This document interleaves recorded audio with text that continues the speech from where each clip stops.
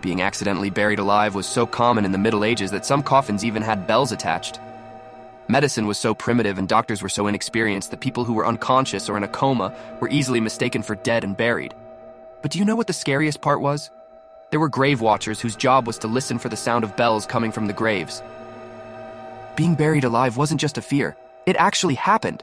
That's why wealthy people had special coffins made to increase their chances of survival in case they were mistakenly buried. Inside the coffin there was a string, and if the buried person woke up, they could pull it to ring a bell on the surface.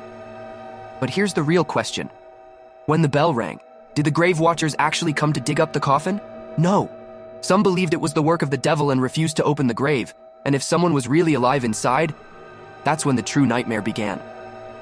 Did you know that archaeologists have found scratch marks inside some old coffins?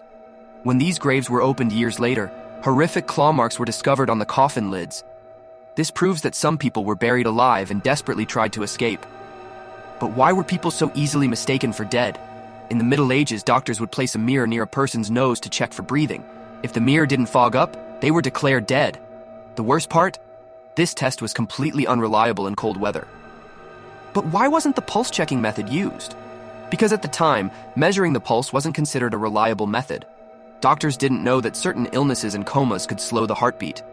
As a result, even people with a weak pulse were mistakenly declared dead and buried. This fear wasn't exclusive to the Middle Ages. In the 18th and 19th centuries, safety coffins were invented. These coffins had air holes, lids that could be opened from the inside, and even small compartments for food in some models. The fear of being buried alive was one of the greatest horrors in human history. That's why people made escape plans even after death. Now think about it. If you had lived back then, would you have wanted a bell attached to your grave?